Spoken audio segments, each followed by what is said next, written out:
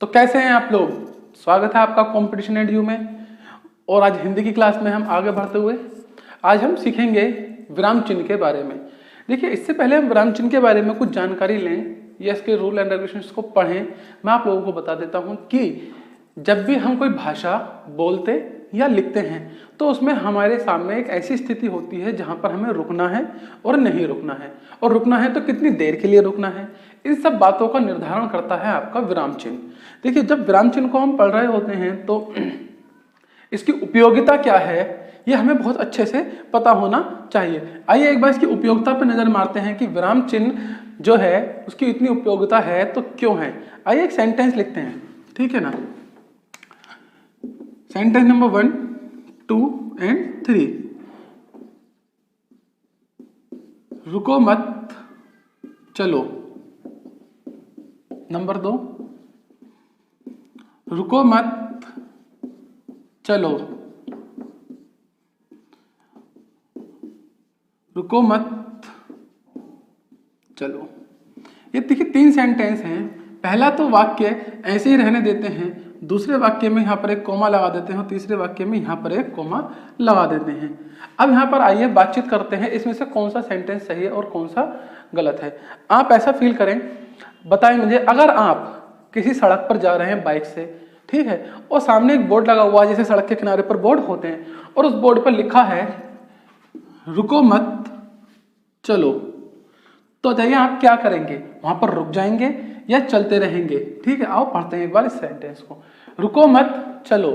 अब देखिए यहाँ पर सेंटेंस का मतलब है, अगर ये बोर्ड लगा हुआ है तो आपको क्या है, रुको मत चलो, मतलब कि तुम्हें रुकना मना है, चलते रहो। हो सकता है डेंजर इलाका हो, जैसे कि होता है ना पहाड़ों पर कभी आप जाएंगे तो ऐसे बोर्ड लगे हुए मिलेंगे कि रुको मत चलो, ये लगे हुए मिलते हैं, वास्तव में ही मिलते हैं। तो उसका मतलब है कि यहाँ रुकना नहीं है, चलते रहना है, ठीक है। जंगली जानवरों का डर होगा या फिर कुछ और, बात समझ में आई? तो इस कॉमे से निर्धारित हुआ कि रुको मत चलो, चलते रहो। अब देखिए दूसरा सेंटेंस, शब्द ये 3 ही है इसके अंदर, लेकिन किसने इसे अलग कर दिया? एक कोमा ने। कोमा को हिंदी में कहते हैं अल्पविराम, और अल्पविराम एक प्रकार का विराम चिन्ह है जहां पर थोड़ी देर के लिए रुकना होता है। अब देखिए, अगर बोर्ड लगा हुआ है ये वाला, लिखा है रुको, मतलब रुक जाओ, मत चलो, चलो मत, बात समझ में आ रही है ना। यहाँ पर अगर इतने को पूरे एक साथ पढ़े, रुको मत मतलब रुकना नहीं है, चलते रहो। यहाँ पर कह रहा है रुक जाओ, रुको मत चलो, कि रुक जाओ मत चलो, आगे खतरा है या आगे कुछ भी है। अब सबसे ऊपर वाला ये लिखा हुआ नहीं मिल सकता आपको कभी भी, क्योंकि ये सेंटेंस ही ग्रामेटिकल या व्याकरण की दृष्टि से गलत है, क्योंकि इसका कोई मीनिंग नहीं निकल रहा, रुको मत चलो। अब देखो एक साथ में बोल दिया रुको मत चलो, तो आप कुछ भी आइडिया लगा सकते हैं कि भैया रुकना है नहीं रुकना है। अगर यहाँ पर मैं बोलते हुए पाउस ले लूँ, एक छोटा सा बोल दूं रुको मत चलो, तो बात समझ में आ रही है ना कि मैं रुको के बाद थोड़ा सा मैंने पाउस लिया, और मैं ये वाला बोलना चाहूंगा तो मैं बोलूंगा रुको मत चलो, तो रुको मत के बाद मैंने थोड़ा सा पाउस लिया। तो यहाँ पर ये जो पाउस लिया इसे विराम कहते हैं, विराम लेना। तो हिंदी में इस विराम चिन्ह की या फिर दुनिया की किसी भी भाषा में विराम चिन्ह की बहुत उपयोगिता होती है। आइए आज हम हिंदी के इन विराम चिन्हों को पढ़ते हैं। वैसे हिंदी में जो विराम चिन्ह हैं इनकी व्याख्या बहुत अच्छे से की गई है।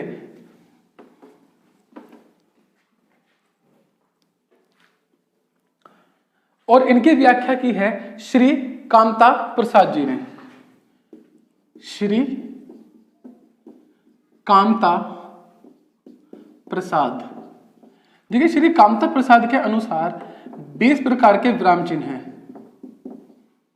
20 प्रकार के विराम चिन्ह हैं। पर मैं बता दूं जो हमारे एग्जाम में मुख्यतः पूछे जाते हैं वो 13 चिन्ह हैं, पर हम पढ़ेंगे 20 के 20 ही। ऐसे नहीं कि मैं आपको 13 पढ़ाऊंगा, पढ़ाएंगे आपको पूरे 20 के 20 ही, ठीक है। इस 20 में से बहुत सारे आप जानते होंगे, कुछ नहीं जानते होंगे। आइए आज इन सबके बारे में चर्चा करते हैं। Let's do first. शुरू करते हैं पहले से। हम पढ़ेंगे 20 के 20 ही, लेकिन 13 सबसे ज्यादा इंपॉर्टेंट होते हैं। मैं बताता चलूंगा वो कौन से 13 हैं। क्लियर है? तो आइए सबसे पहले आते हैं सबसे पहले विराम पर, और वो है आपका अल्प विराम। कौन सा है? अल्प विराम। क्लियर है? एक दूसरा होगा अर्ध विराम। अर्ध विराम। एक तीसरा होगा पूर्ण विराम। बात क्लियर है? सबसे पहले ये तीन सबसे मुख्य है, इन तीनों के बारे में हम बातचीत करेंगे। देखिए वीडियो पूरा देखें, फिर आपको बहुत अच्छे से समझ में आएगा। और मेरी गारंटी है आपने सच्चा तो शायद नहीं कह सकते, लेकिन हाँ ये काफ़ी मज़ेदार और अच्छा होगा, ये मेरी गारंटी है। आइए, इसके बाद आपका एक भी क्वेश्चन नहीं छूटेगा किसी भी प्रकार के एग्जाम में, चाहे फिर वो एग्जाम यूपी SSSC का हो, यूपी पुलिस का हो, या फिर लेखपाल भैया का हो।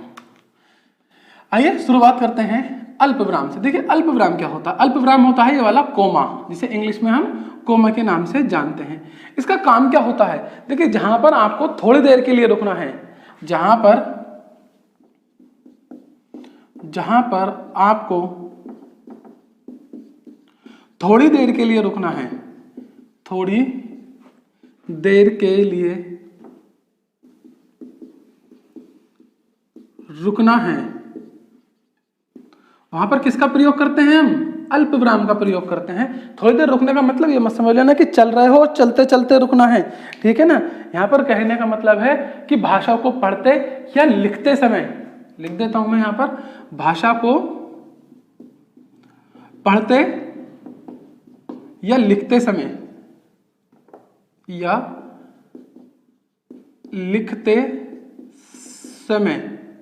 जहां आपको थोड़ी देर के लिए रुकना है तो उसे हम क्या कहेंगे? अल्पविराम कहेंगे। इंग्लिश में इसे कोमा कहते हैं। पर मैं बता दूं, श्री कामता प्रसाद जी ने साफ साफ इस बात का व्याख्या की है कि हिंदी के अधिकतर विराम चिन्ह अंग्रेजी भाषा से लिए गए हैं, तो ये भी अंग्रेजी भाषा से ही लिया गया है कोमा, ठीक है ना, जिसे हम अल्पविराम के नाम से जानते हैं। आइए इसकी व्याख्या को और समझ लेते हैं कि इसका प्रयोग कहां कहां और कैसे कैसे होता है। तो आप में से बहुत लोगों को इसके प्रयोग पता होंगे, पर आइए आज इसके कुछ अच्छे से प्रयोग पढ़ते हैं और एक भी प्रयोग हम छोड़ेंगे नहीं। और समझते हैं अल्पविराम के प्रयोग कहां कहां होते हैं। देखिए सबसे पहले तो ये सेपरेट करता है नामों को। जब हम किसी नामों की एक सूची बनाते हैं, नामों की एक सूची होती है, प्रयोग नंबर 1, इसके प्रयोग सबसे ज्यादा हैं। मैं आपको बता दूं अल्पविराम का जो प्रयोग किया जाता है हिंदी भाषा में, यह सबसे ज्यादा है। मतलब सभी विराम चिन्हों की बात करें तो सबसे ज्यादा किसका प्रयोग किया जाता है बच्चों? हमारे अल्पविराम का। आइए समझते हैं प्रयोग नंबर 1। तो प्रयोग नंबर 1, नामों की सूची। नामों की सूची। देखिए जब हम नामों की सूची तैयार करते हैं तब हम किसका प्रयोग करते हैं प्यारे बच्चों? हम कोमे का प्रयोग करते हैं। जैसे कि नामों की एक सूची में हम नाम लिखते हैं विशाल, कोमा, अंशुल, कोमा, प्रिया, कोमा, मनीष और पूजा। तो हमने क्या करा? हमने यहां पर कुछ नाम लिखे। क्या लिखे? कुछ नाम लिखे और नामों को किससे सेपरेट किया? हमने कोमे से सेपरेट किया। तो इसका काम क्या होता है? किसी भी लिस्ट को, सूची को कोमे से सेपरेट करना। आइए इसका दूसरा प्रयोग देखते हैं। देखिए दूसरा प्रयोग काफी ही अच्छा प्रयोग है।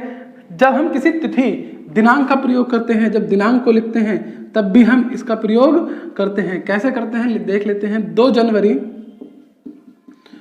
जनवरी 1970 को भारत में,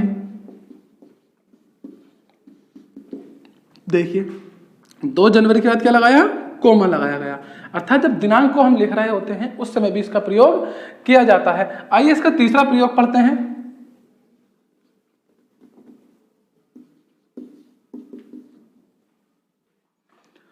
वाक्य और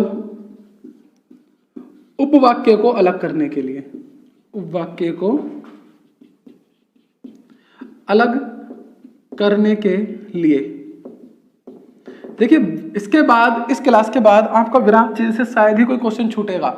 एक क्वेश्चन नहीं छूटने दिया जाएगा, ना ही गलत होने दिया जाएगा। इन्हें थोड़ा अच्छे से पढ़ना, क्योंकि एग्जाम में क्वेश्चन आता है कि दिए गए वाक्य में उचित स्थान पर अल्प विराम लगाएं, ठीक है ना। तो इस प्रकार से भी क्वेश्चन बनेगा तो आप विचलित नहीं होंगे। तो ये क्या काम करता है? वाक्य और वाक्य को अलग करने का भी काम करता है, ठीक है ना।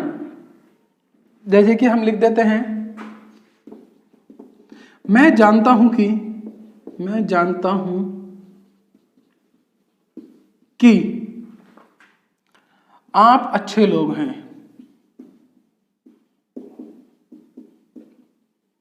तो क्या किया हमने यहां पर, जानता हूं के बाद क्या लगाया, एक कोमा लगाया, ठीक है ना। तो इसने क्या करा, वाक्य और वाक्य को अलग अलग कर दिया। आइए समझते हैं इसके और भी प्रयोग अल्प विराम के। मैंने आपको जैसा बताया अल्प विराम के प्रयोग भी सबसे ज्यादा हैं और इस प्रयोग में भी सबसे ज्यादा लाया जाता है। प्रयोग नंबर 4, जब हां या नहीं का प्रयोग हो, या फिर कहेंगे हां या नहीं के पश्चात जैसे कहते हैं ना, हां कोमा वह यहां आया था, वह यहां आया था। आपने कभी बार ना बोला होगा हाँ वह यहां आया था, नहीं ऐसा नहीं हो सकता, थोड़ा फिल्मी हो गया पर ऐसा ही है, नहीं ऐसा नहीं हो सकता। देखा ना पिक्चरों में, नहीं ऐसा नहीं हो सकता, है ना। तो ये कुछ ऐसा ही है, ठीक है। तो यहां पर क्या है, नहीं के बाद कोमा लगेगा, हाँ के बाद कोमा लगेगा, सामने से रिप्लाई भी आता है हाँ ऐसा ही हुआ है। खैर यूज नंबर 5 पर चलते हैं इसके। किंतु, परंतु, इसलिए आदि शब्दों से पहले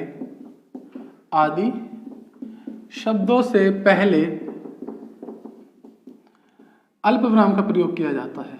अल्प विराम का प्रयोग किया जाता है। देखो कैसे किया जाता है, मैं लिखता हूं एक वाक्य, मैं आज बहुत थक गया हूं, कोमा इसलिए सोने जा रहा हूं। तो आपने देखा इसलिए से पहले क्या लगाया, एक कोमा लगाया गया। और इस तरह के सेंटेंस आपने बहुत सारे देखे होंगे। इसी तरह से कभी किंतु, परंतु, इसलिए आदि शब्द मिलेंगे तो इनसे पहले भी आपको क्या मिलेगा, एक कोमा लगा हुआ मिलेगा। ये सेपरेट करता है आपकी बातों को। तो देखिए कितनी आसानी से हमने इसके 5 यूजेस सीख लिए। यूजेस की सूची और भी लंबी है भी, ठीक है ना, पर मजेदार है। आपने सब सुने होंगे, देखे होंगे, पर ऐसा फील नहीं किया होगा कि यहाँ पे यार लगेगा या नहीं लगेगा।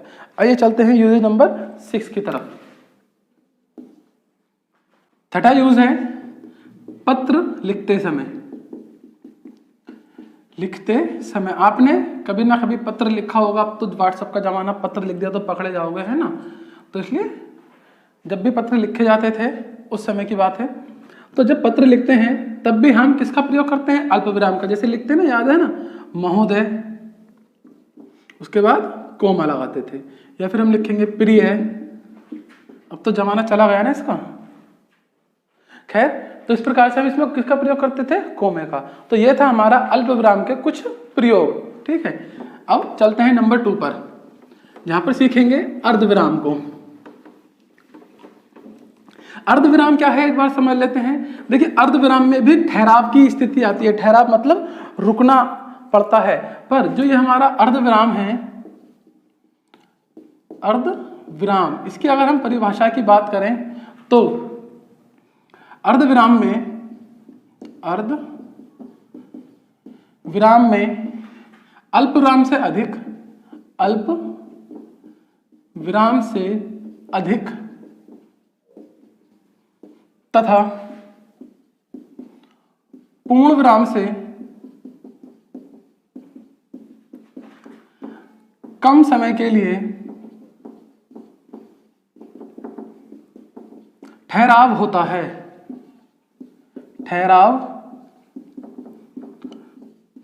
है। ठीक है ना। देखिए, और इसका जो साइन है वो क्या है, ये एक बिंदु, फिर इसके नीचे एक छोटा सा कोमा। ये आपने कई बार देखा होगा, ठीक है ना।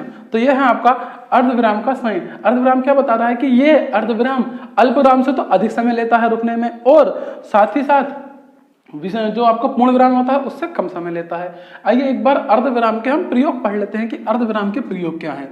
बहुत ही अच्छे तरीके से पढ़ेंगे, क्रांतिकारी तरीके से पढ़ेंगे और रोशन करेंगे घर वालों का नाम, खुद का नाम, समाज का नाम और आएंगे अव्वल परीक्षा में। ठीक है ना, यही हमारा उद्देश्य है, यही हमारा कर्तव्य है। आइए आगे की ओर बढ़ते हैं। देखिए इसका प्रयोग पहले समझ लेते हैं। इसका प्रयोग 3 या 2 भागों में मुख्य रूप से बांटा गया है ना। कैसे बांटा गया समझ लेते हैं। देखिए एक हो सकता है कि एक वाक्य जब दूसरे वाक्य से ज्यादा संबंध ना रखता हो, न रखता हो, अर्थात एक वाक्य का दूसरे वाक्य से ज्यादा संबंध ना हो या फिर डायरेक्ट संबंध ना हो। जैसे फलों में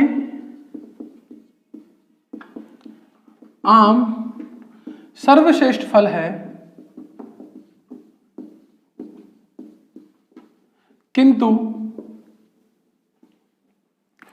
श्रीनगर में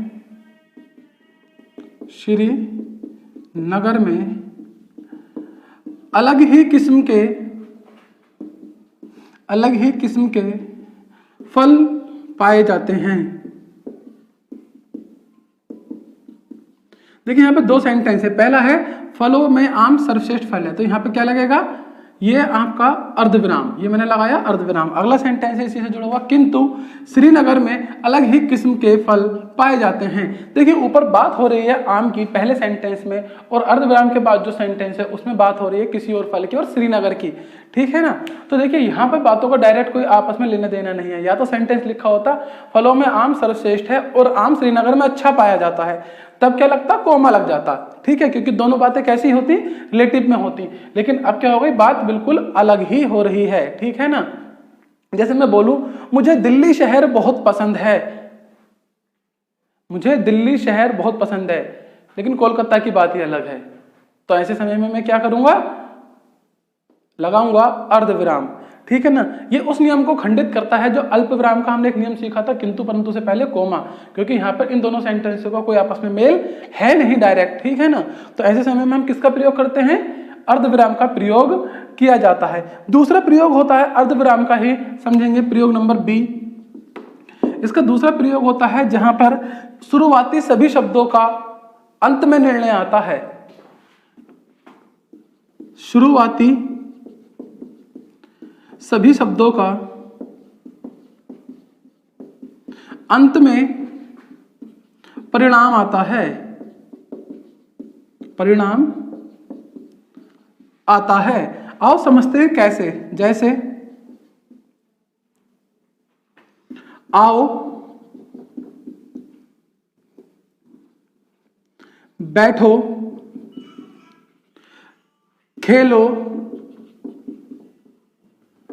लेकिन बदमाशी मत करना।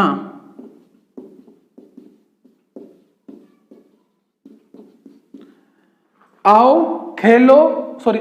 बैठो खेलो लेकिन बदमाशी मत करना। तो इस प्रकार का सेंटेंस यहां पे लेकिन के स्थान पर ज्यादा सुटेबल रहेगा। आओ बैठो खेलो पर बदमाशी मत करना। ठीक है ना, तो यहां पर आपको समझ में आ रहा होगा अर्धविराम का प्रयोग। देखिए आओ बैठो खेलो, इन तीनों का परिणाम कब आया, एंड में आया कि भैया बैठ जाओ कुछ भी कर लो पर बदमाशी मत करना घर के अंदर, अभी अभी पोंछा लगाया है ना, देखा ना घर में माताएं बोलती हैं। ठीक है, तो ये था आपका अर्धविराम। अब चलते हैं पूर्ण विराम की ओर।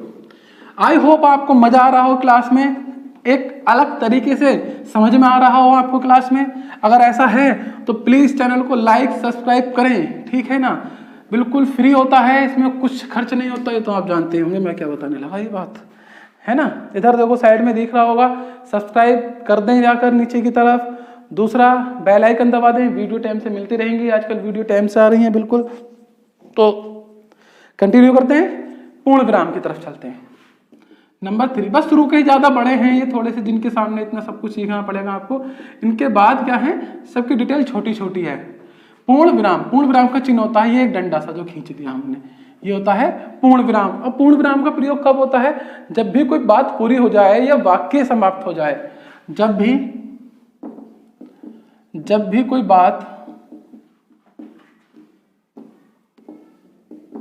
या वाक्य पूर्ण हो जाता है,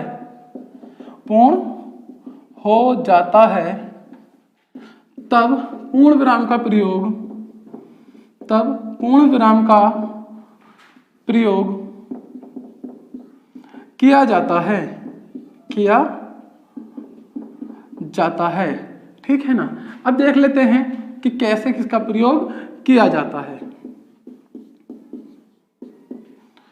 मनोज ने फल खा लिए। हमने क्या लगाया यहां पर? पूर्ण विराम लगाया। मनीष मऊ में रहता है। हमने क्या लगाया? यहां पर लगाया पूर्ण विराम। पूजा हिमगिरी में रहती है। यहां पर सेंटेंस खत्म हो रहे हैं, हम किस चीज का प्रयोग कर रहे हैं? यहां पर पूर्ण विराम का प्रयोग कर रहे हैं। किसका? पूर्ण विराम का प्रयोग किया जा रहा है, क्योंकि बात भी खत्म हो जा रही है वहां पर और सेंटेंस भी खत्म हो जा रहा है, वाक्य भी खत्म हो जा रहा है। तो ऐसे स्थान पर हम किसका प्रयोग करते हैं? पूर्ण विराम का प्रयोग किया जाता है किसी के भी अंत में। दूसरा, इसका प्रयोग होता है छंदों के अंदर। किसके अंदर? छंद जो होते हैं। छंद आपने देखे होंगे, कोई दोहा हो, छंद है ना, दोहा सुना होगा ना कोई ना कोई। जब भी दोहे का अंत होता है तो उसके अंत में भी किसका प्रयोग किया जाता है? पूर्ण विराम का प्रयोग किया जाता है। सुना होगा, रहीमन पानी राखिए,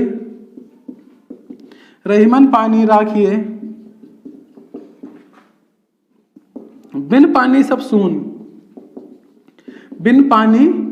सून। ये खींचा पूर्ण विराम। क्या खींचा? पूर्ण विराम। तो इस प्रकार से पूर्ण विराम का प्रयोग किया जाता है। और मैं आपको बता दूं, पूर्ण विराम सभी विरामों में सबसे लंबी स्थिति होती है विराम अवस्था की। इससे ज्यादा देर तक किसी भी विराम में नहीं रुका जाता। तो हमने 3 विराम पढ़े, अल्प विराम, अर्ध विराम और पूर्ण विराम। तो और हमने ये जाना कि पूर्ण विराम में सबसे अधिक समय लगता है और पूर्ण विराम से कम लगता है अर्ध विराम में, और अल्प विराम में लगता है सबसे कम समय। चलिए, आप लोगों को मजा आ रहा होगा। आगे की ओर चलते हैं, इंटरेस्ट बनाए रखते हैं, जुनून को जगाए रखते हैं। देखते हैं आगे के कुछ। नंबर 4 पर आते हैं। अब नंबर 4 पर मिलता है हमें एक प्रश्नवाचक चिन्ह। ये देखने में कुछ ऐसा सा लगता है जैसे इस समय आपकी स्क्रीन पर दिख रहा होगा। ये क्या है? ये है आपका प्रश्नवाचक। अब प्रश्नवाचक में क्या होता है प्यारे बच्चों, सीख लेते हैं एक बार। बहुत अच्छे से जानते होंगे इसका प्रयोग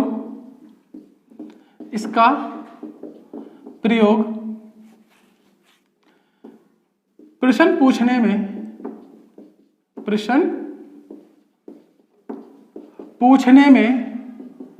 किया जाता है।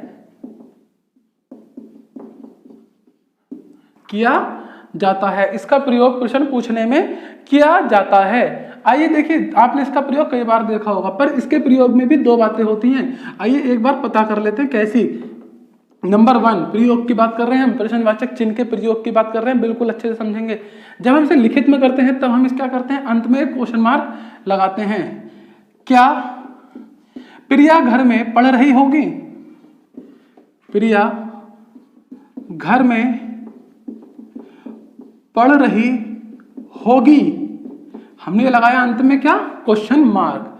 समझना, क्या प्रिया घर में पढ़ रही होगी और अंत में क्या लगाया, क्वेश्चन मार्क। अगर मैं यहां पर समझना किसी प्रकार क्वेश्चन मार्क लगाना भूल जाऊं, मैंने एक सेंटेंस लिखा क्या प्रिया घर में पढ़ रही होगी और मैं भूल गया क्वेश्चन मार्क का चिन्ह लगाना। अगर मैं भूल भी जाता हूं तो ये व्याकरण की दृष्टि से गलत तो है, परंतु फिर भी मेरी बात आपको समझ में आ जाएगी, क्योंकि यहां पर क्या शब्द लगा हुआ है, एक प्रश्नवाचक शब्द लगा हुआ है। क्या क्या है, एक प्रश्नवाचक शब्द है। इसे हम अगले चैप्टर में पढ़ेंगे, लेकिन फिलहाल हम जान लेते हैं ये शब्द क्या होता है, प्रश्नवाचक। इसका प्रयोग कब होता है, जब हमें कोई प्रश्न पूछना होता है। तो क्या प्रिया घर में पढ़ रही होगी, इससे बात समझ में आ रही है, चाहे मैं ये लगाऊं या ना लगाऊं, पर लगाना जरूरी है व्याकरण की दृष्टि से। एक सेंटेंस है, मनीषा घर में पढ़ रही है। अब देखो ये सेंटेंस लिखा, मनीषा घर में पढ़ रही है। अब मुझे नहीं पता पढ़ रही है या नहीं पढ़ रही है, मैंने क्या बोला, एक सेंटेंस, मनीषा घर में पढ़ रही है। तो यहां से क्वेश्चन पूछने की तो बात समझ में नहीं आ रही, लेकिन अगर मैं यहां पर भी क्वेश्चन मार्क लगा दूं तो अब ये क्या बन गया, प्रश्नवाचक बन गया बिना इसके प्रयोग के। मनीषा घर में पढ़ रही है, क्वेश्चन मार्क लगा दिया, इसका मतलब क्या है, मेरी मंशा क्या है, यहाँ पर प्रश्न पूछने की है। बात समझ में आ रही है ना किस प्रकार से सेंटेंस लिखे जा रहे हैं। तो यह है प्रश्नवाचक, इसका प्रयोग किया जाता है प्रश्न पूछने में। चलिए आगे की ओर बढ़ते हैं।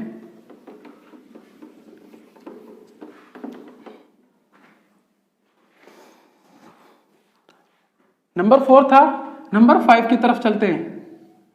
नंबर 5 में आता है हमारे पास विस्मयादि बोधक।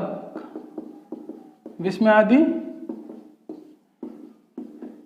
बोधक ये कुछ पूर्ण विराम जैसा होता है और अंत में एक बिंदी लगी हुई होती है, ये वाला चिन्ह होता है आपका विस्मयादि बोधक का। इसका प्रयोग कब किया जाता है, जब हमें अपनी फीलिंग शो करनी हो। किस चीज में फीलिंग शो होती हैं, हमारे जो मन के इमोशंस हैं, भावनाएं हैं, वो कई तरीके से व्यक्त होती हैं। जैसे कि घृणा, अगर हमें किसी से घृणा है, प्यार तो नहीं आएगा इसमें, घृणा है, खुशी है, उत्साह है, शोक है, शोक का मतलब है दुख से, है ना। तो इस प्रकार से इन सबको प्रकट करने के लिए, प्रकट करने के लिए विस्मयादि बोधक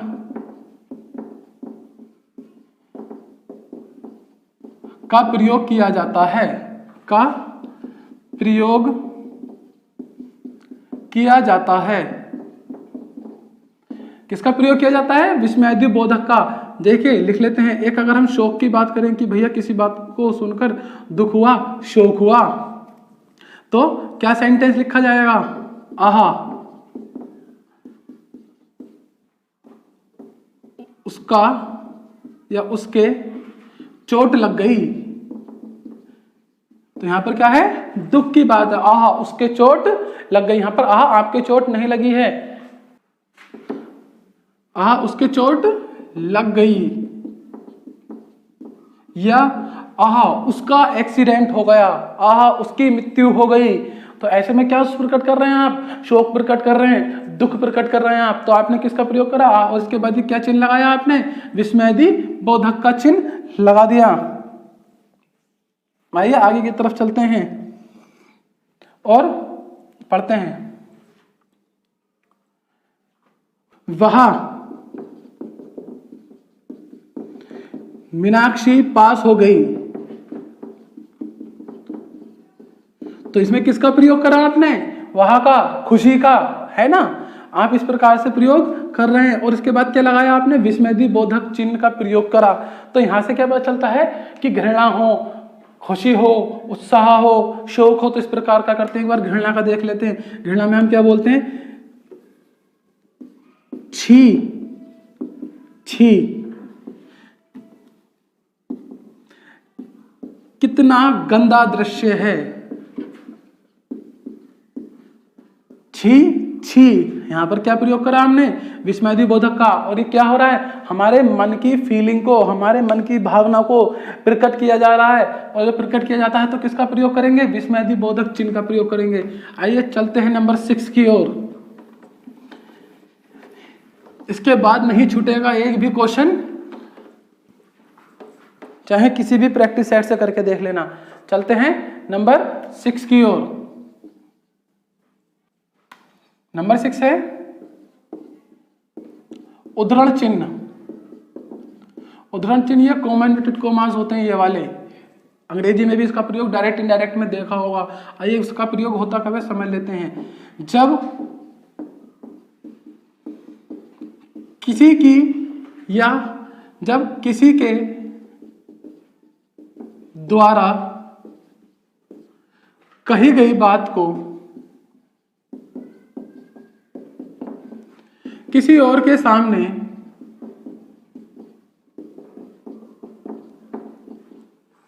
ज्यों का तो, बोल देना या लिख देना या लिखना हो तो उद्धरण चिन्ह का प्रयोग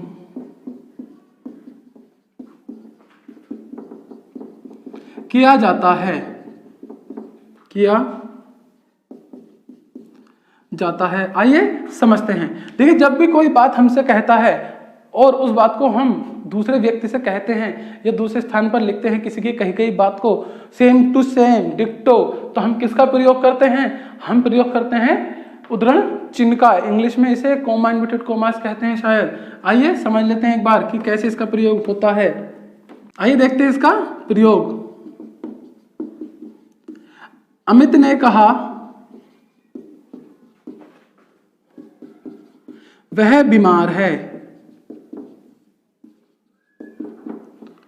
अमित ने कहा वह बीमार है, अर्थात हमने वह बीमार है ये बात किसने कही थी? अमित ने। इस समय कौन कह रहा है? मैं कह रहा हूं। तो मैंने इस बात को किस में रखा? कॉमा इन्वर्टेड कॉमा में रख दिया।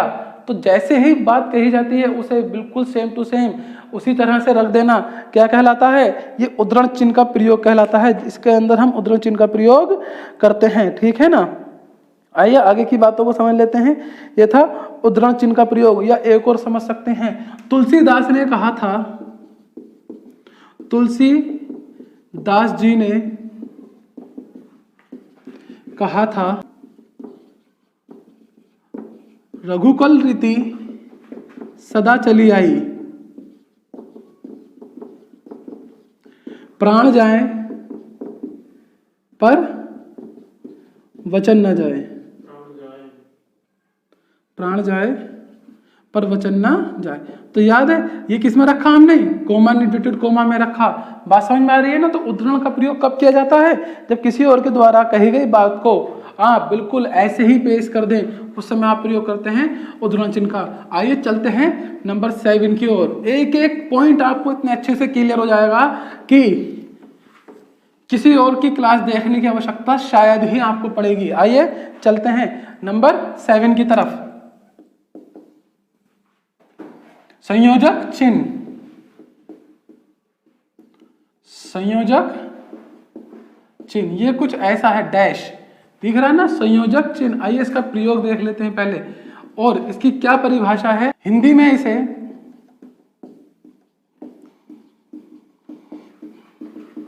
सामासिक चिन्ह भी कहा जाता है, कहा जाता है। देखिए इसका जो प्रयोग होता है वो दो तरीके से होता है। एक तो दो विपरीत शब्दों के लिए, दो विपरीत शब्दों के लिए, या फिर दो सहचर शब्दों के लिए। मैं आप लोगों को बता दूं, हम ये जो विराम चिन्ह पढ़ रहे हैं ये हम पढ़ रहे हैं श्री कामता प्रसाद जी वाले, ठीक है ना, जो कि 20 हैं। क्योंकि कामता प्रसाद वाली में और अन्य में थोड़ा सा डिफरेंस है, इसलिए किसी बच्चे ने दूसरे पढ़ रखे हो तो विचलित होने की आवश्यकता नहीं है। उनके भी मैं अंत में अलग से एक दो जो है मैं बता दूंगा और उनके बारे में समझा दूंगा, ठीक है। फिलहाल हम कामता प्रसाद जी के 20 विराम चिन्हों को पढ़ रहे हैं, ठीक है ना। आइए समझ लेते हैं। तो दो विपरीत होते हैं और दो सहचर होते हैं। सहचर जैसे कि रंग रूप, तो दोनों एक जैसे हैं। अगर यहां पे बात करें तो सच्चा झूठा, देख रहे हैं ना, इस प्रकार से प्रयोग में लाए जाते हैं। इसे कहते हैं संयोजक चिन्ह कहा जाता है। क्या कहा जाता है प्यारे बच्चों? संयोजक चिन्ह। तो ये किसे जोड़ने के काम में आता है? दो सहचर शब्दों को या फिर दो विपरीत शब्दों को जोड़ने के लिए इसका प्रयोग किया जाता है। ये कहलाता है आपका संयोजक चिन्ह। इसे हिंदी में सामासिक चिन्ह के नाम से भी जाना जाता है। चलते हैं नंबर 8 की तरफ और सीखते हैं नंबर 8 को।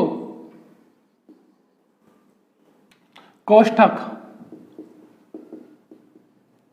इसे ब्रैकेट कहते हैं इंग्लिश में। इसका प्रयोग क्या होता है? आइए एक बार इसकी परिभाषा को, मूल परिभाषा को समझ लेते हैं।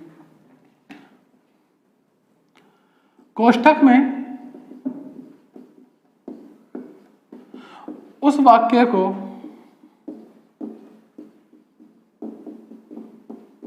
रखा जाता है,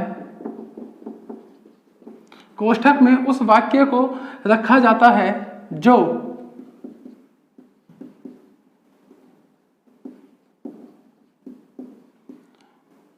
प्रमुख वाक्य का हिस्सा होते हुए भी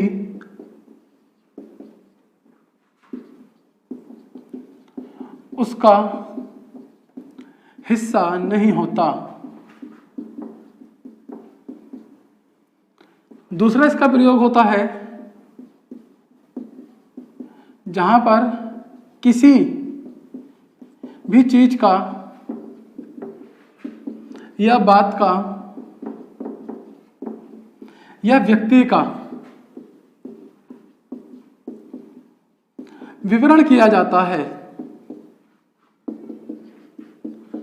किया जाता है। देखते हैं कैसे। नंबर एक एग्जाम्पल के रूप में देखते हैं।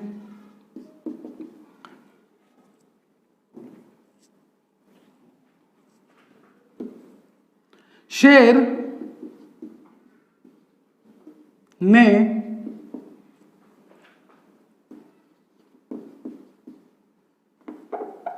भूखा है लोमड़ी को देखा, लोमड़ी को देखा, है ना। तो ये क्या भूखा है हमने किस में रखा, ब्रैकेट में रखा। और हमेशा याद रखें जो ब्रैकेट में चीज रखी जाती है उसे उस पूरे सेंटेंस के साथ नहीं पढ़ा जाता, अलग से पढ़ा जाता है ताकि बात समझ में आ जाए। वरना तो सेंटेंस क्या बनेंगे अगर हम पूरा एक साथ पढ़ लें, तो शेर ने भूखा है लोमड़ी को देखा, नहीं कुछ मैच नहीं हो रहा। तो क्या पढ़ेंगे, शेर ने लोमड़ी को देखा। अब आओ ब्रैकेट में भूखा है मतलब शेर जो कि भूखा है उसने किसे देखा, लोमड़ी को देखा। एक और देखते हैं, रोहित ने या रोहित टोपी ठीक करते हुए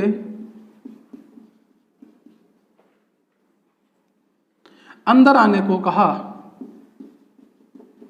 अंदर आने को कहा। अब देखिए कुछ समझ में आ रहा है, रोहित टोपी ठीक करते हुए अंदर आने को कहा। रोहित टोपी ठीक करते हुए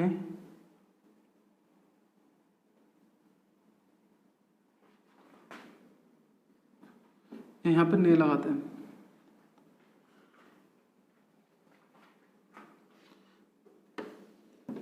रोहित ने टोपी ठीक करते हुए उसे अंदर आने को कहा।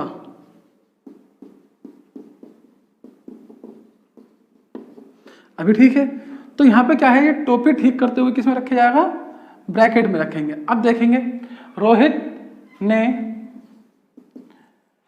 उसे अंदर आने को कहा, पर रोहित ने उसे अंदर आने को कब कहा, टोपी ठीक करते हुए। दैट मीन जैसे कि पिक्चरें देखी आपने, पिक्चरों में क्या होता है, पिक्चर बनाने से पहले, शूट करने से पहले एक कहानी लिखी जाती है। उस कहानी को इसी तरह से लिखा जाता है जैसे सेंटेंस लिखा है, ठीक है ना।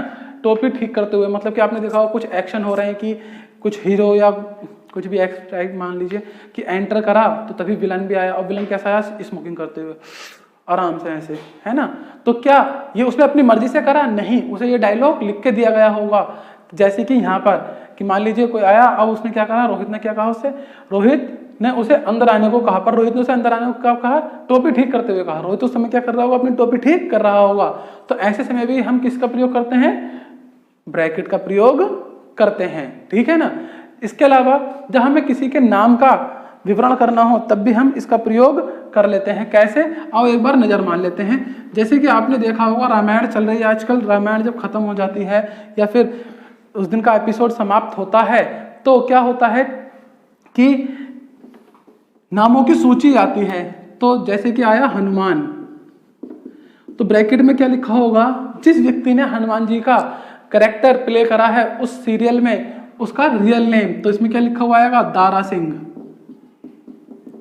तो इस प्रकार से इसका प्रयोग किया जाता है, किसका, कोष्ठक का। इसके बहुत ही सारे प्रयोग होते हैं। आइए चलते हैं नंबर 9 की तरफ।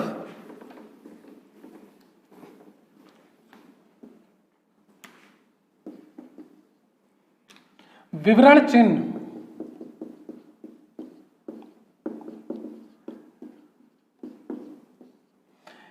इसका प्रयोग क्या है समझ लेते हैं।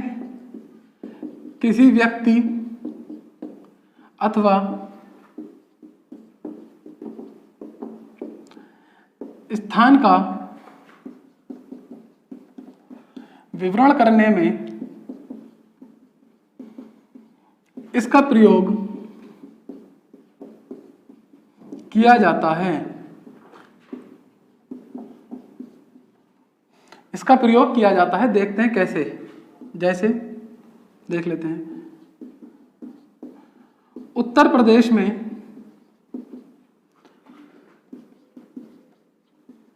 बहुत बड़े बड़े शहर हैं, जैसे लखनऊ, कानपुर। ठीक है ना। अब देखो जैसे के बाद हमने किसका प्रयोग करा, विवरण चिन्ह का प्रयोग करा। तो ये विवरण चिन्ह का प्रयोग होता है जब हम किसी के बारे में विवरण करते हैं। तो हमने किसके बारे में विवरण करा, ये विवरण करा हमने उत्तर प्रदेश के बारे में, जहाँ के शहर बड़े बड़े हैं। अब देखिए आगे के जितने भी हमारे विराम चिन्ह हैं वो यूजफुल तो हैं, पर उनकी व्याख्याएं कैसी हैं, छोटी छोटी हैं। ठीक है ना। चलिए चलते हैं नंबर 10 की ओर।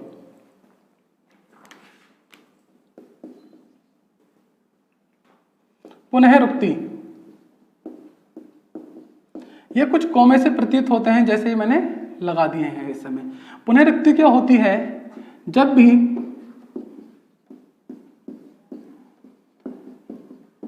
किसी बात को या शब्द को या किसी वाक्य को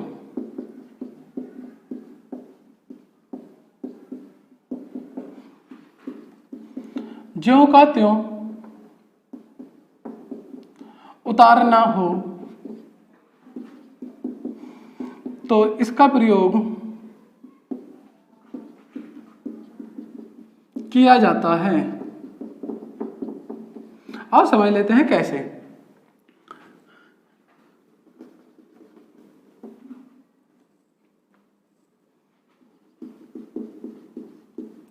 आरती ने टिकटॉक पर वीडियो बनाई। आरती ने टिकटॉक पर वीडियो बनाई।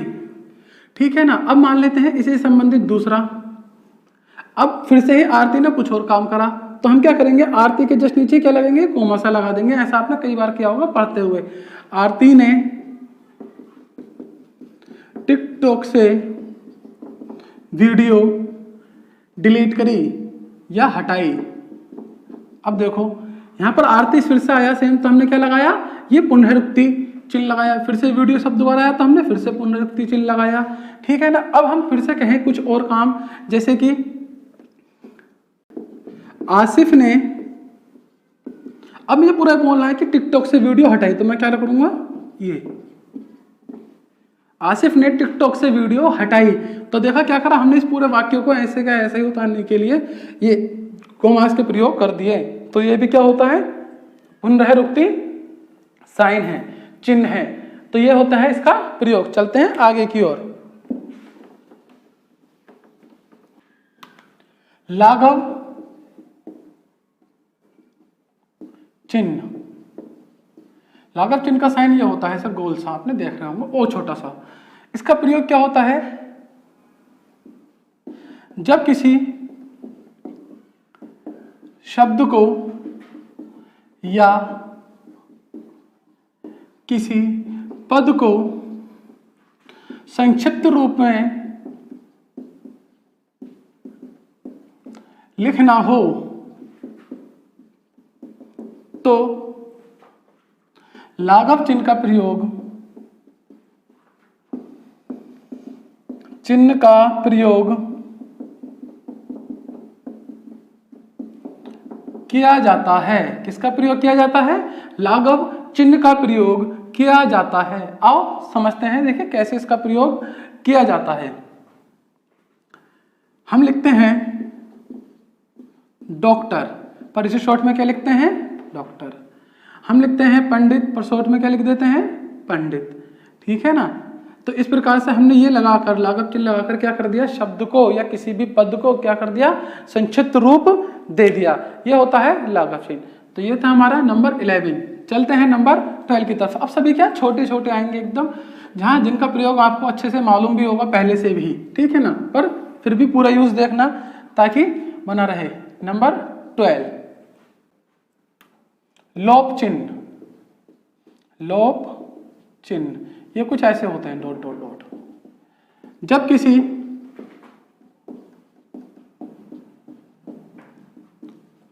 वाक्य में कुछ स्थान छोड़कर लिखना हो तब लोप चिन्ह का प्रयोग किया जाता है। तब लोप चिन्ह का प्रयोग किया जाता है। आइए इसे समझ लेते हैं एक बार। गांधी जी ने कहा कि परीक्षा की घड़ी आ गई है, हम करेंगे या मरेंगे।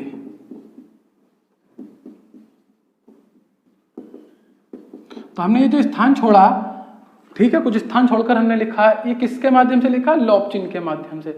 आप ऐसे फ्री में स्थान नहीं छोड़ सकते, आपको वहां पर लोप चिन्ह लगाना पड़ेगा। चलिए चलते हैं नंबर 13 की तरफ। अब जितने भी ये सब छोटे हैं, जिनकी व्याख्या भी छोटी सी है, यूजेस भी छोटे से हैं, ठीक है ना, पर सीखने जरूरी है। एग्जाम पर पता नहीं कब क्या आ जाए। ठीक है, वीडियो आपको पक्का पसंद आ रही होगी आज। अगर आ रही है तो लाइक करें, कमेंट्स करें, चैनल को सब्सक्राइब भी करें। ठीक है ना, ज़्यादा अच्छा रहेगा और आप लोगों का साथ बना रहेगा। आइए करते हैं नंबर 13 है पाद चिन्ह। इसे रेखांकन भी कहते हैं। रेखांकन ये कुछ ये रेखा होती है, इस प्रकार की रेखा। आओ समझ लेते हैं। भाषा को लिखते समय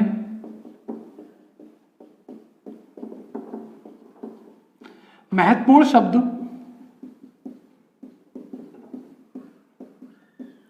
या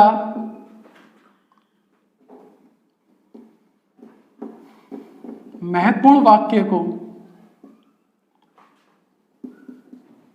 पाद चिन्ह के द्वारा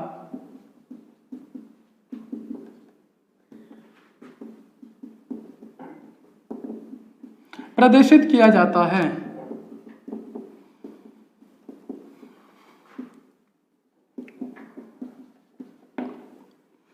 आपने कई बार किया होगा, जब आप कुछ लाइन लिख रहे हैं, उसके अंदर आपको कुछ शब्द इंपोर्टेंट लगता है या पढ़ रहे हैं, तो उसे क्या कर देते हैं, अंडरलाइन कर देते हैं, उसके नीचे एक रेखा खींच देते हैं। इसे क्या कहा जाता है, पाद चिन्ह, रेखांकन या फिर अंडरलाइन करना। इसका प्रयोग हम किसी भी भाषा को लिखते समय करते हैं, पर आजकल इसके स्थान ले लिया है मार्कर ने, हाईलाइटर ने ले लिया इसका स्थान। हाईलाइटर से क्या किया जाता है प्यारे बच्चों, जो भी चीज़ हमें इंपॉर्टेंट लगती है हम उसे हाईलाइट कर देते हैं। तो ये वही काम करता है रेखांकन, कि कोई चीज़ हमें इंपॉर्टेंट दिखे तो उसे क्या कर देंगे, अंडरलाइन कर देंगे, ताकि दोबारा उसे पढ़ें या देखें या कोई अन्य व्यक्ति उसे देखे या पढ़े तो वो समझ जाए या उसकी नज़र सीधे से इस पर चली जाए।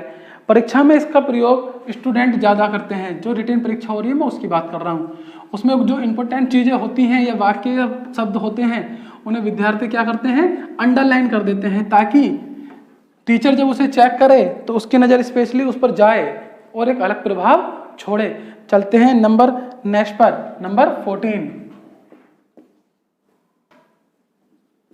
दीर्घ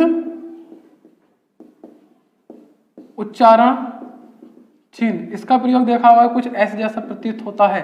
ठीक है ना, इसका प्रयोग आपने, जब मैंने आपको स्वर पढ़ाया था, स्वर चैप्टर में इसका प्रयोग था, किसके रूप में था इसका प्रयोग, प्लुत स्वर के रूप में था। प्लुत स्वर याद होगा अच्छे से। ठीक है ना, तो वही परिभाषा आज भी है इसकी, दीर्घ उच्चारण चिन्ह। जब किसी को संबोधित किया जाता है किया जाता है या फिर किसी शब्द को या किसी नाम को खींचकर बोला जाता है तब इसका प्रयोग किया जाता है। समझ रहे हैं ना? तब इसका प्रयोग किया जाता है। जैसे कि मैंने आपको बता ही दिया था, जैसे कि हम बोलते हैं, बहुत तेजी से चिल्लाते हैं राम, तो हम किसका प्रयोग करते हैं? इस चिन्ह का प्रयोग करते हैं। ठीक है ना? बाकी इसकी पूरी डिटेल, वैसे तो पूरी डिटेल यही है जो आपके सामने है, हमने स्वर में से पढ़ा था। चलते हैं नंबर 15 की तरफ। केवल 5 और बचे हैं। बहुत शानदार तरीके से आपने पूरी क्लास ली है, ये सराहनीय काम है। इसका परिणाम आपको जरूर मिलेगा, और परिणाम मिलेगा बहुत ही शानदार रूप में, सफलता के रूप में। और सफलता का परिणाम जब मिलता है तो आंखें भी खुशी से भर आती हैं। और ऐसा लम्हा वही बालक जी पाता है जिस बालक ने जागकर मेहनत की है, ये नहीं कि सिर्फ खाए और सो गए। ठीक है ना? चलिए आगे की तरफ बढ़ते हैं। नंबर 15, पाद बिंदु। ये कुछ ऐसी होती हैं, ये ऊपर नीचे नहीं है, एक ही तरफ मानी जाएगी, तो ऊपर नीचे नीचे ले लेते हैं एक बार। तो पाद बिंदु का प्रयोग कैसे होता है समझते हैं। इसका प्रयोग हिंदी भाषा में नहीं किया जाता।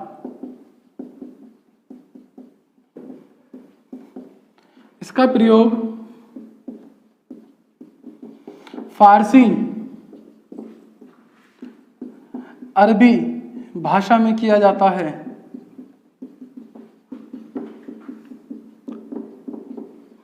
जैसे आपने देखा होगा उसमें लिखा था कै के नीचे बिंदु, खे के नीचे बिंदु, गे के नीचे बिंदु। ये फारसी या अरबी की भाषा है। ठीक है ना? तो ये जो बिंदु है ये क्या है?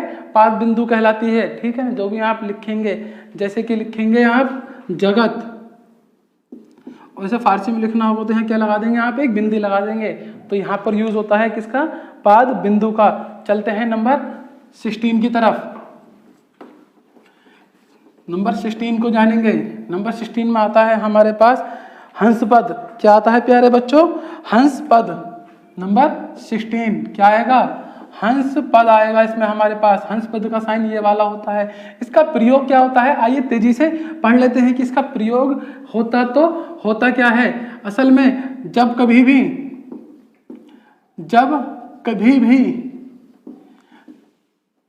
हम कोई वाक्य लिखते हैं और उसमें कोई शब्द लिखने से रह जाता है या छूट जाता है, तब उसे पुनः लिखने के लिए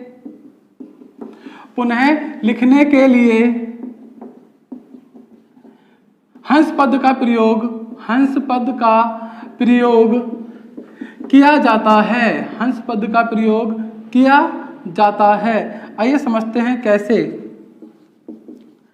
राम और साथ गए। यहां मुझे लिखना था राम और श्याम साथ गए, परंतु मैंने क्या लिख दिया गलती से? राम और साथ गए। अब मुझे यहाँ पर श्याम भी लिखना है, तो मैं क्या करूंगा? ये हंस पद चिन्ह लगाऊंगा और ऊपर लिख दूंगा श्याम। तो ये हुआ, जो भी शब्द हमसे कोई वाक्य लिखते समय छूट जाता है या फिर पूरा पैराग्राफ लिखते समय एक वाक्य ही छूट जाता है, तो हम वहां पर हंस पद चिन्ह का प्रयोग करके उस वाक्य को या उस शब्द को ऊपर की तरफ लिख देते हैं। तो ये होता है हंस पद का प्रयोग। आइए चलते हैं नंबर 17 की तरफ। बस क्लास खत्म होने की ओर है। आपको मजा आ रहा होगा। लाइक सब्सक्राइब करना ना भूलें प्लीज। बहुत ही शानदार तरीके से आपका सिलेबस पूरा किया जाएगा, ये मेरा वादा है। बहुत ही जल्दी सिलेबस पूरा होगा, पर मैं ज़्यादा जल्दी नहीं कर रहा हूँ, क्योंकि क्लास बहुत आराम से बनाकर एक प्रॉपर तरीके से आपके सामने पेश की जा रही है, ताकि आपका इंटरेस्ट क्लास में बना रहे और आप सफलता की सीढ़ी पर चढ़ जाएं। चलिए चलते हैं अगले की ओर। 17 नंबर 18 19। आइए एक बार इन तीनों पर नजर मार लेते हैं, एक साथ देखते हैं कि कैसे हैं, क्योंकि इनके अंदर थोड़ी थोड़ी सी क्या है समानता जैसी प्रतीत हो जाती है तो बच्चा विचलित हो जाता है। एक बार देख लेते हैं। सबसे पहले आता है टी का सूचक, नंबर 17 पर है टी का सूचक। क्या है प्यारे बच्चों? टी का सूचक। देखिए ये जो टी का सूचक है ये देखने में कैसा प्रतीत होता है, आइए एक बार इसे देख लेते हैं। ये कुछ होगा या तो स्टार बना हुआ या फिर ये प्लस का निशान बना हुआ, ऐसा ये आपको प्रतीत होगा। इसका प्रयोग क्या है अभी जानेंगे। नंबर 18 पर आता है हमारे पास तुल्य सूचक। क्या आ जाता है प्यारे बच्चों? तुल्य सूचक। ये तुल्य सूचक क्या होता है? ये आपने कभी ना कभी देखा होगा, ये वाला बराबर का निशान, ये होता है तुल्य सूचक, जिसका प्रयोग हम सबसे ज्यादा गणित के अंदर करते हैं। इसके बारे में भी, इसके प्रयोग के बारे में भी अभी बातचीत होगी, लेकिन उससे पहले आ जाते हैं नंबर 19 पर जो है समाप्ति सूचक। क्या है प्यारे बच्चों? समाप्ति सूचक। समाप्ति सूचक क्या होता है आइए समझ लेते हैं। इसमें भी कुछ ऐसे क्या होते हैं, ये 3 डैश होंगे या फिर इस प्रकार से होगा। ये होता है समाप्ति सूचक का साइन। किसका होता है? समाप्ति सूचक। इसका प्रयोग क्या होता है ये भी अभी हम जानेंगे। आइए तीनों के बारे में जान लेते हैं। देखिए जब भी कोई पृष्ठ, हम कोई कहानी लिख रहे हैं, कोई आर्टिकल लिख रहे हैं, जैसी पृष्ठ समाप्त होता है, जब पृष्ठ समाप्त होता है तो पृष्ठ के अंत में, उस पृष्ठ के अंत में हम ये वाले चिन्ह लगाते हैं, या तो गोल होंगे ऐसे करके, या 3 स्टार ऐसे करके बन रहे होंगे, या फिर 3 प्लस बन रहे होंगे। ये आपने अखबार के एंड में भी देखे होंगे, जहाँ पर पेज खत्म होता है ना तो वहाँ पर ये चिन्ह बने हुए होते हैं। किताबों में भी होते हैं, पुरानी किताब को उठा के देखना, आपको ये जरूर मिलेंगे।